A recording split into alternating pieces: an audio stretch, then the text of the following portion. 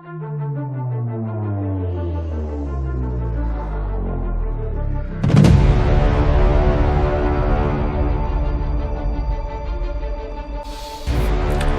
everyone, welcome to this video for D100 Space Galaxy Builder. This is the second book for D100 Space and it comes in 3 different formats. So first format is the collector's edition, which is a hardback book with a gold coloured spine, printed to premium colour paper, printed in full colour. Okay, and then there's the hardback edition, which has got a blue spine and printed to a white paper, and then the softback edition, which has got a blue spine and is also printed to a high quality back plain white paper. Okay, so there's the 3 types of books. To play this, you're going to need D100 Space. This is an add-on to this game, so you're going to need this rule book. And there's a series of sheets that you're going to need to print off. There's a new log sheet, and there's various other games sheet that you're going to need to add in.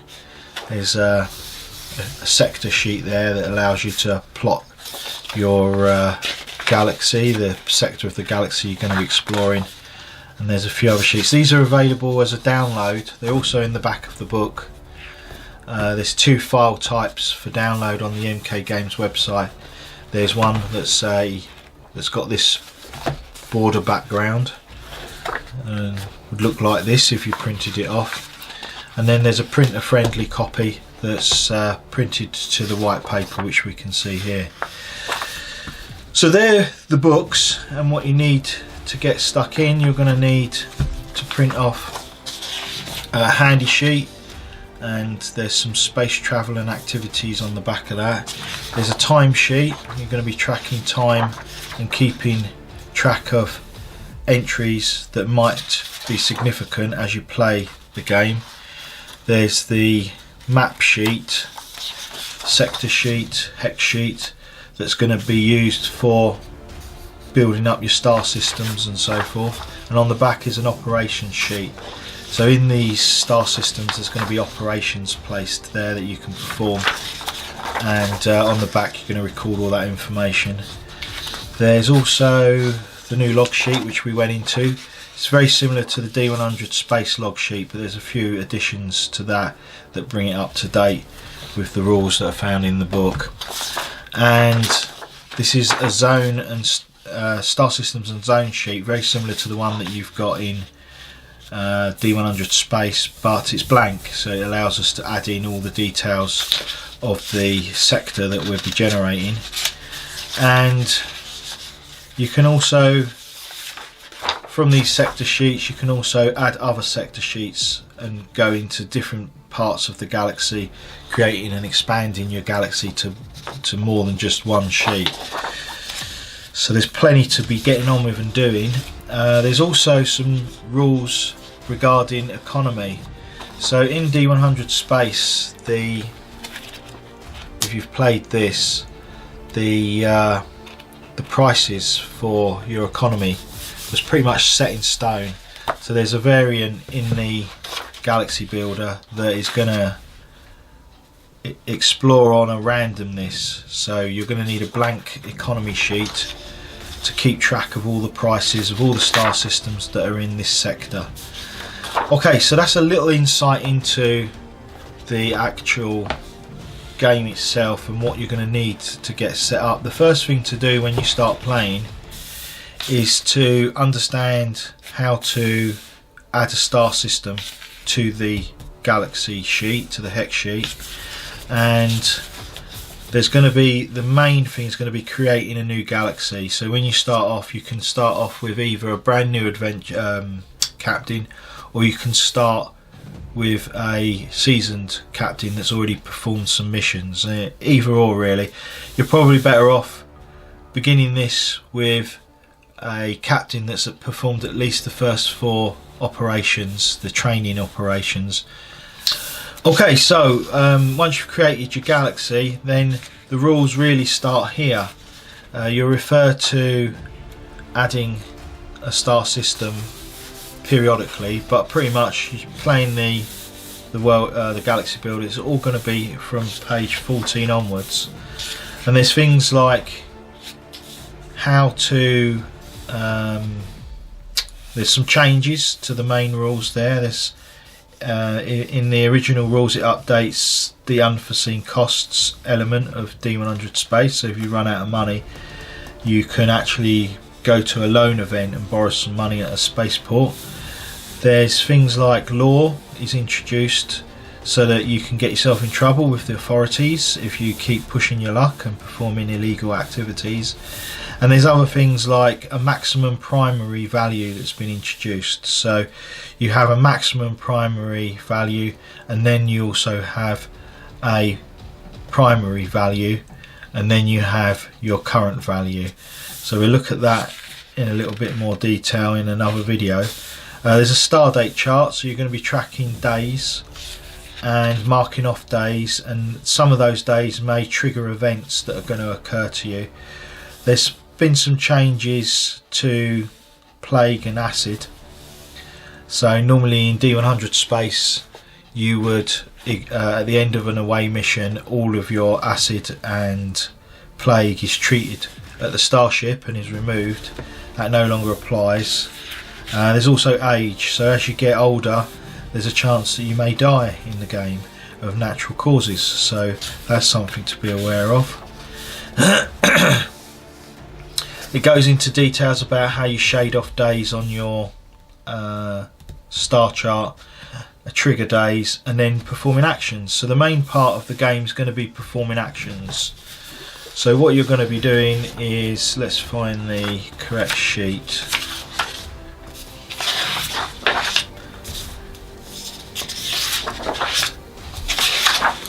Okay, so it's your time sheet and you've got an action chart. So depending on the number of bridge crew you have on board will determine how many actions you get to perform in a 24-hour period, and that also depends on how complicated your ship is. So whatever the tech level of your ship is will determine how many actions that you're actually going to be able to perform per day. And then you mark on this action tracker the point at which you will be able to perform. So let's say we had 4 bridge crew on board a 0 to 10 tech level ship. We would get 14 actions per day, and so we would basically be able to perform 14 actions, and then when that 14th action was completed we would mark off a day on the calendar. So that's how that works. You can also push on, so if you've reached your limit for the day you can also cram in some more activities, but there's a test involved in that as well. Okay, and that's basically, that test is called pushing safety limits, so you're acting a bit more beyond what your normal allowance would be allowed. Okay, and then there's a section here about using actions. So depending on the action that you're going to perform will depend on how many action points it's going to cost. So there's things like going through a wormhole will be 3 action points. Collecting water at a water world is 4 action points. So as you play through you mark them off, and like I say, when a day's completed you mark it off on the calendar. Then it covers the rules of those actions, so there's things that are updated depending on whether you're at a port activities and so forth, so you need to be aware of those. And how, once you've set up your galaxy, you start off with a galaxy with 3 star systems quite close to each other, and then the rest is up to you to explore it. You need to buy and install data chips into your mapping computer, and that's how you advance your map and explore. So it's that's something to be aware of, as you do that at ports. Sometimes these data chips, these map chips are available, sometimes they're not, and all the instructions are there. And then there's things like instant missions and away missions, which have got their own set of rules and tell you how to mark off days on the calendar depending on what you're performing. And the longer you are on an away mission, the more chance there is of an event occurring. and there's an event section in this book that goes through lots of different things. Okay, so triggered events occur at times during the game. There's actions that you will perform in space, and then after so many of them there may be an event that's triggered. And then when you get the opportunity to create an operation, then there's this section here for generating your operation. Okay, so a bit of a section now on how to perform certain operations and instant missions, and then there's a raw set of instructions that you probably won't need initially when you start playing, and it's basically telling you how to move to other sectors of the galaxy. So we assume we begin in this one here. If you wanted to go to this sector, then there's rules on how to move from one sector to the next. So probably from page 14 to 22 is the main bulk of your rules. Then you get on to those, which is about moving to different sectors, and then there's a little section here on wormholes and how to generate them and how to add them to your star map, and what happens when you complete a sector. There's rules for, so the goal is to explore a sector and complete I think it's 24 missions, 24 operations in that sector.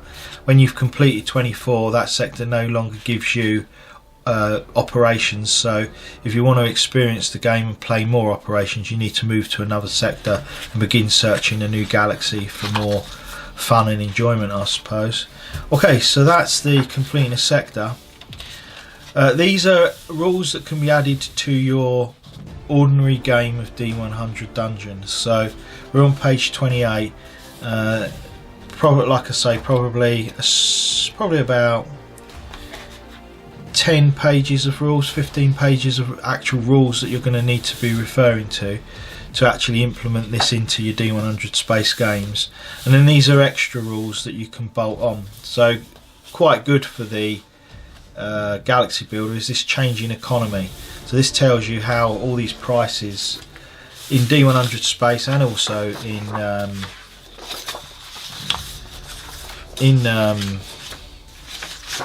the Galaxy Builder, tells you how you fill in all this data, all these the names of star systems, their threat level, reward values, and it tells you all about their buy and sell prices and how they're going to go up and down through just natural occurrences during the game. So there's rules there that explain how to perform that, and then there's some rules that are changes that you can make. They're not compulsory, they just implement simple things like you can combine all your jump tests. So normally in D100 Space you will want to go from A to B, and it might involve you making 4 jump tests. Some players found this quite tedious, so I created this jump test rule where you can combine them all and apply a modifier to the overall test. So you end up just making one test from A to B.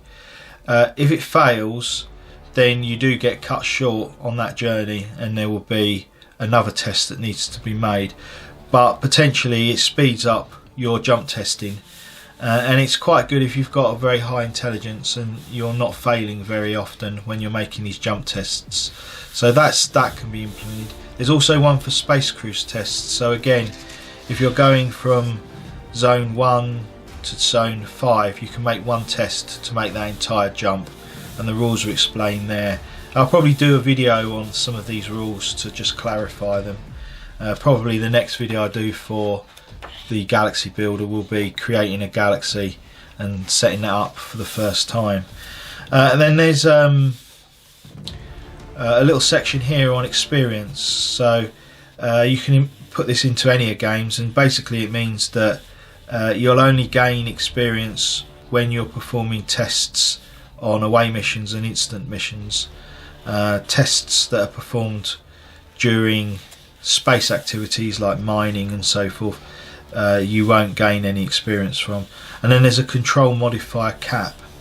So some players found the control modifier was getting exorbitantly high, and so that I've implemented a cap So the maximum your control modifier may be is plus 15 or minus 15.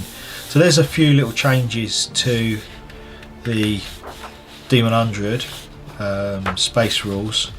Page 31, we begin the events. So these are all things that can happen to you while you're playing the game. You could come across an abundance of goods and be able to bring them on board, and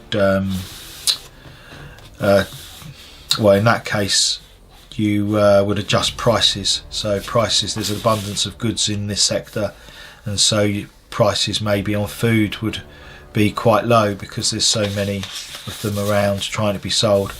You could get attacked by an alien. There's an ancient shrine. You could go to an arena and at a spaceport. There's things like the borrowed event.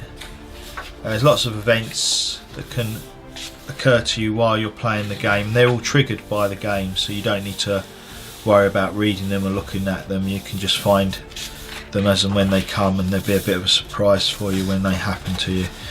And that goes from page, I think it was 28 we said, page 30, 31, and they go right through to page 72. So there's quite a lot of events there. And then there's the tables for the game. So these are your cargo prices, your starting prices that we would add to the economy sheet here. There's a distance marker, which is all about the position of your star systems when you're placing star systems on this map.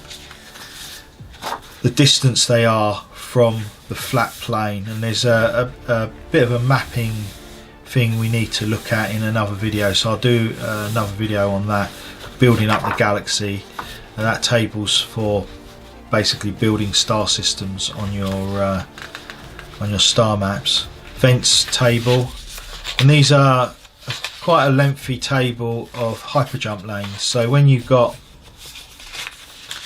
a star system here and a star system here, and you want to determine how much distance there is between them, they're going to be like in different positions above or below the plane level.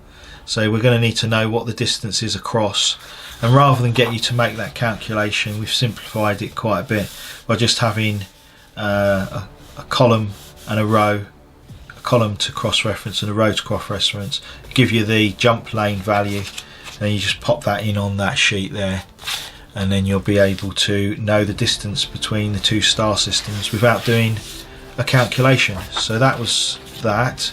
There's an instant mission table, so at times you might be in a star system exploring around and you've come across an instant mission that you can perform.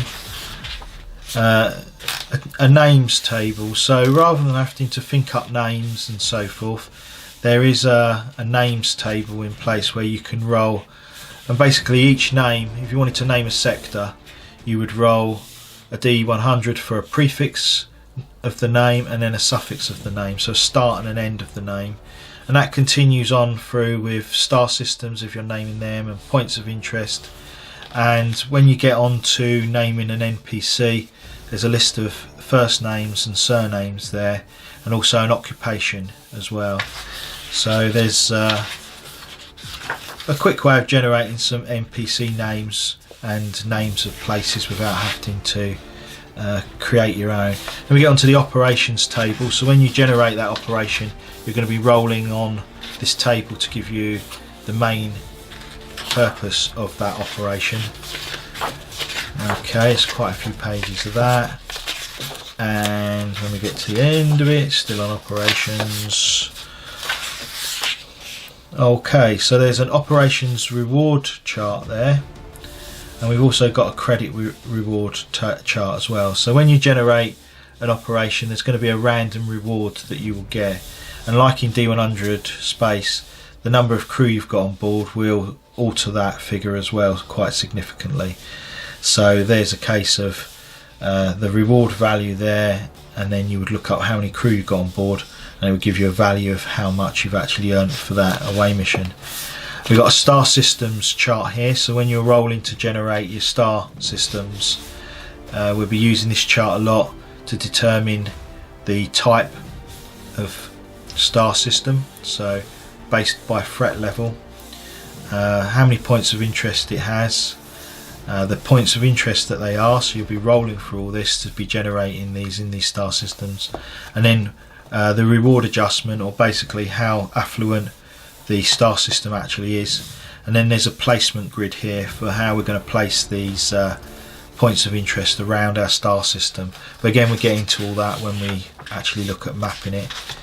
And then we're on to the game sheets. So game sheets, handy sheet, space travel and activity sheet. There's places there to record your test value, so whatever you need to roll equal to or below, you can add them in to save you keep working it out each time. There's a tactical decisions table for space combat, the log sheet, star systems and zone sheet, which is blank, star map, sector sheet or a hex map with the operations for the back of it, and then the time sheet with the action chart at the bottom to remind you. You're going to be entering all these special dates in that you've marked off on this page on the back there.